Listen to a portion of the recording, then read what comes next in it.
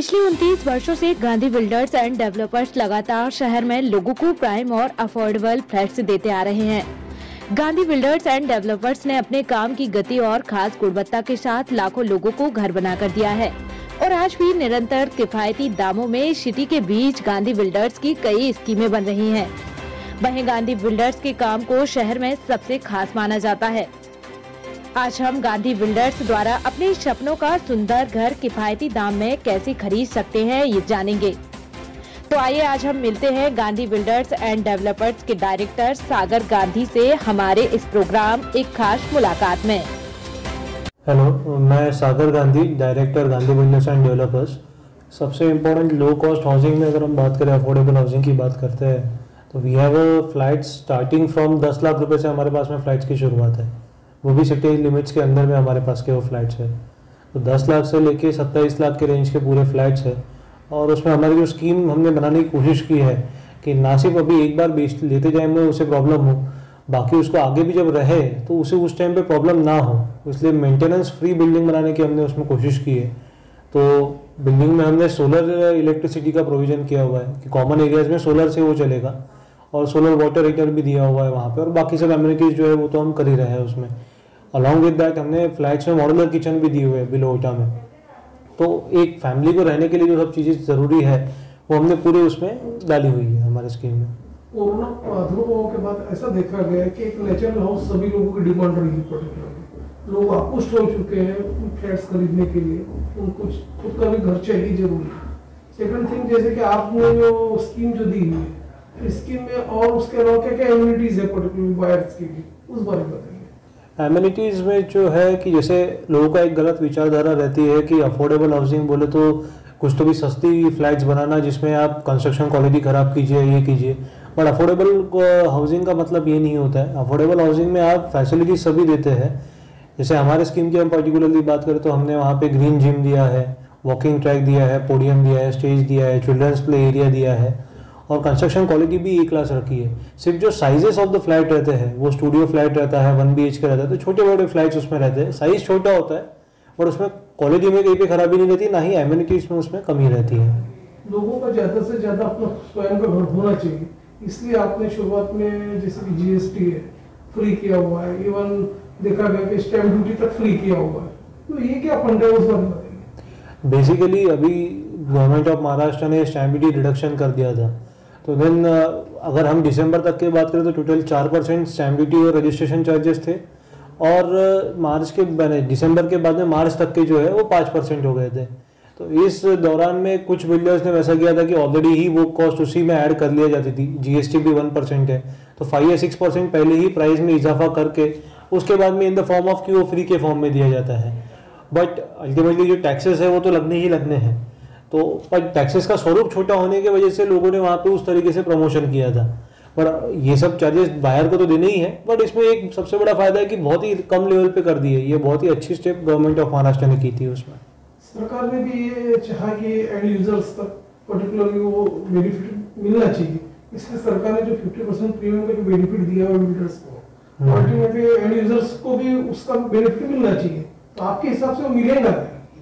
Definitely वो सरकार ने जो स्कीम दिया कि प्रीमियम में हमारे स्लैशिंग रेट्स किए, तो उसमें उनके साथ साथ में ये भी कंडीशन डाली है कि जो बिल्डर्स इसको अवेल करना चाहते हैं उनको उस प्रोजेक्ट के लिए, जिस प्रोजेक्ट के लिए ये उन्होंने अवेल किया है, उसको करीबन उस प्रोजेक्ट के सभी ओनर्स की जो फ्लैट परचेसेस रहेंगे उनकी स्टैम्प ड्यूटी बिल्डर को बियर करनी पड़ेगी।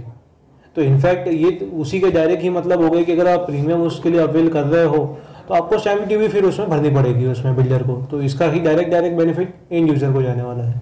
आप क्या कहोगे कि जो ऑनगोइंग जो प्रोजेक्ट्स है पर्टिकुलरली देखा गया कि सीमेंट कॉस्ट है, स्टील कॉस्ट काफी बढ़ रही कंस्ट्रक्शन में, तो ऐसा लगता है कि आगे तो और भी कॉस्ट पे बढ़ेंगी, फ्लैट्स की कीमतें बढ़ेंगी? श्योरली फ्लैट की कीमतें तो वैसे ही बढ़ना है, क्योंकि अगर आप पर्टिकुलर स्टडी करें कोई भी मार्केट का, तो रियल एस्टेट मार्केट या कोई भी मार्केट की साइकिलिंग चलती है, अप एंड डाउन जो होता है एक साइन वेव की तरह चलता है। तो रियल एस्टेट मार्केट जो 2010 से डाउन हुआ था तो उसके बाद में उठा नहीं है, तो ये अभी रॉक बॉटम ऑलरेडी हिट कर चुका है। अब इसके आगे जो भी होगा वो ऊपर ही जाएगा। दैट मीन्स एक तो लैंड की प्राइसेस भी बढ़ेगी, प्लस कॉस्ट ऑफ कंस्ट्रक्शन जो है वो तो दिनों दिन बढ़ ही रहा है, तो उसमें तो कहीं पे कमी हो ही नहीं रही है। तो इस तरीके से शूट अप ही होने वाला है। तो उस हिसाब से देखें तो ये बायर के लिए एकदम राइट टाइम है। प्लस कोरोना ने तो घर की कीमत और अहमियत तो समझा ही दी है लोगों को कि आज जो लोग किराए से रह रहे थे उनको लॉकडाउन के समय में अगर घर मालिक ने बोल दिया था कि आप मुझे घर खाली करके दीजिए, तो उस टाइम पे तो उनके पास जाने के लिए कोई रास्ता नहीं था। कुछ बैंकों ने तो चलो मॉरेटोरियम दे दिया था जिन्होंने फ्लैट EMI पे लिए थे, तो एटलीस्ट वो 3 महीने का तो था।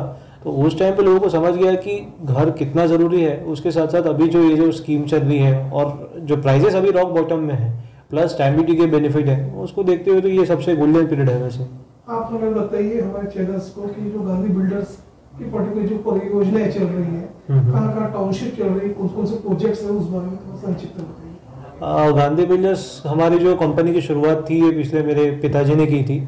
हम पिछले 29 साल से इस लाइन में काम कर रहे हैं। हमने नागपुर के सभी एरियाज में ऑलमोस्ट प्रोजेक्ट किए हुए। अभी भी ऑनगोइंग इसमें हमारे अलग अलग टाइप के प्रोजेक्ट्स चल रहे हैं, जैसे अफोर्डेबल हाउसिंग में भी है और हमारा प्रीमियम में भी है। So for example for premium अगर हाउसिंग की हम बात करें तो हमारी खामला में स्कीम चल रही है, गांधीनगर में चल रही है, बजाज नगर में चल रही है, ये प्रीमियम हाउसिंग की स्कीम होगी। वाइल अफोर्डेबल हाउसिंग में हमारे पास में जयतारा में हमारा चल रहा है, जयतारा नागपुर में है। उसके अलावा झिंगाबाई टकरी में हमारी स्कीम आने वाली है, उमरेड रोड के पास में हमारी स्कीम आने वाली है। तो इस पैटर्न में हमारी पूरी इन एंड आउट्स नागपुर के सिटी के अंदर ही पूरी स्कीमें हैं और चल रही है उसमें। इवन सक्काजरा में भी हमारा प्लानिंग है, वहाँ पे भी हमारा रहेगा अफोर्डेबल हाउसिंग में। तो affordable housing plus premium housing, ये दोनों में भी हमारा उसमें फुटफॉल है। ये यहाँ में बहुत ज़्यादा डेवलपमेंट होने की वजह से जितने जो पेशेवर लोग हैं, प्रोफेशनल्स लोग हैं, वो भी चाहते हैं कि उनका सिटी में स्वयं का मकान होना चाहिए, घर होना चाहिए। तो ये लोगों को लोन प्रोसेस में बहुत हार्डशिप जाती है। तो ऐसे लोगों को लोन प्रोसेस इमीडिएट करने के लिए या सुविधाजनक हो, उस बारे में आपने क्या कदम उठाया? हमारे तरफ में हमने सबसे पहले किया है कि जितने भी हमारे प्रोजेक्ट्स हैं हम बैंकों से अप्रूव करवा लेते हैं, बिल्डर टाई अप करवा लेते हैं, सो दैट उसमें समय ये बचता है कि हमारी प्रॉपर्टी ऑलरेडी उनके पास से अप्रूव्ड रहती है। और हमारे पास में बैंकर्स भी रहते हैं कि जो डिफरेंट प्रोफाइल पे कोई लोन केस करते हैं। अब लोगों से इंटरेक्शन से और बैंकर से हमारा उतना स्टडी हो जाता है कि सामने वाले का जो प्रोफाइल है, प्रोफाइल वाले को देख के हम उसमें ये करते हैं। आप हमें इस बारे में बताइए कि जैसा भी जो बाहर से पर्टिकुलर जो फ्लैट्स परचेस करना चाहते हैं, तो उनको इनिशियली कितना पे करना पड़ेगा? जो एकदम लोअर क्लास के जो लोग हैं, जो आज रेंट पे रह रहे हैं, लेकिन उनको वो चाहते हैं कि हमारा स्वयं का मकान हो और जो रेंट की किस्त है वो EMI इधर शिफ्ट हो जाए फ्लैट्स परचेस में, ऐसे जो क्लास है उनके लिए क्या स्कीम है? आप ये समझ के चलिए उसमें कि मैक्सिमम बैंकों में जो लोन का क्वांटम रहता है 90 to 95% का लोन क्वांटम हो जाता है उसमें, और बचा हुआ सिर्फ 5% 10% का डाउन पेमेंट रहता है, प्लस स्टैम्प ड्यूटी का पेमेंट जो आपके पास में ये मिनिमम हमें रखना है।